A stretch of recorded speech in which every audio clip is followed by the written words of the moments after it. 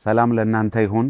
እጅግ በጣም የተወደዳችሁ የእግዚአብሔር ቤተሰቦች ኢትዮጵያውያንና ኤርትራውያን በያላችሁበት ስፍራ እግዚአብሔር ጸጋና ሰላም በረከት ለሁላችሁም ይድረስ።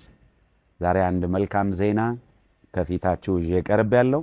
ብንኖርና እግዚአብሔር ቢፈቅድ የፊታችን እሁድ ማለትም ታኅሳስ 12 ልዩ የሆነ መንፈሳዊ ኮንፈረንስ ተዘጋጅቷል።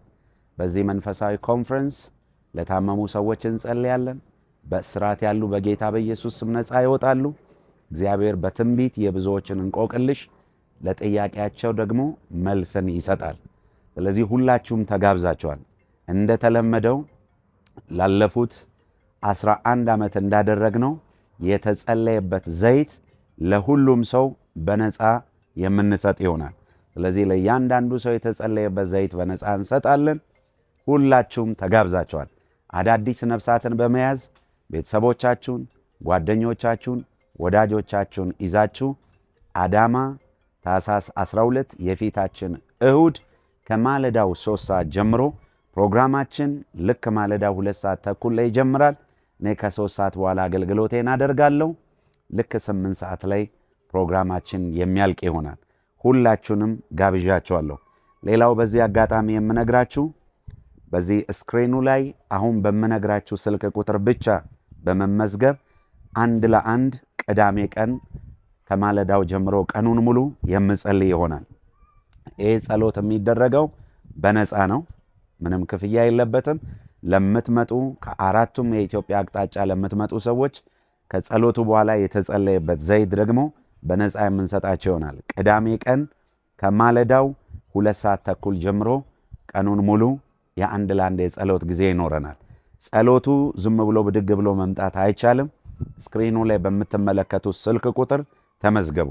0954 77 77 11 በዚህ ስልክ ቁጥር ብቻ በመመዝገብ መታችሁ የበረከቱ ተካፋይ መሆን ትችላላችሁ።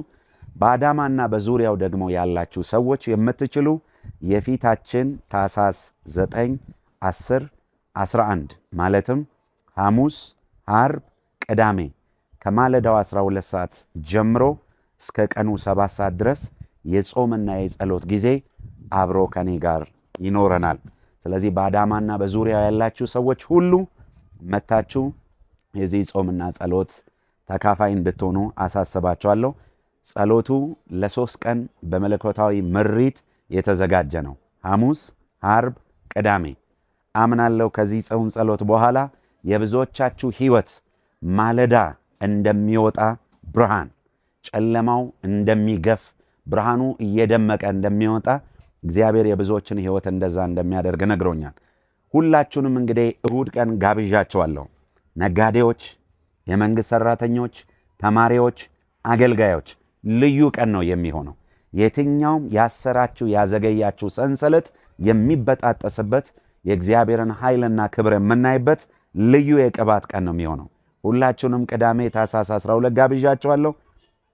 እሁድ ቀን ማለት ነው ታኅሳስ 12 ሁላችሁንም ጋብዣለሁ ከማለዳ 2 ሰዓት ተኩል ጀምሮ።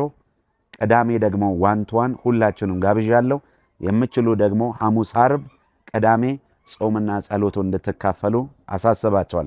አድራሻው አዳማ የመንፈስ ቅዱስ ኃይል የክርስቶስ ቤተ ክርስቲያን በአዲሱ ሕንጻችን ውስጥ ነው የሚደረገው። አድራሻውን ቦታው ለማታውቁ ሰዎች አዳማ ቦሌ ታክሲው መጨረሻ አስፋልት ዳር እንገኛለን። ለእግዚአብሔር የሚሳነው ነገር የለም። ሁላችሁንም ጋብዣችኋለሁ። ጸጋና ሰላም ከእናንተ ጋር ይሁን። ሸሎም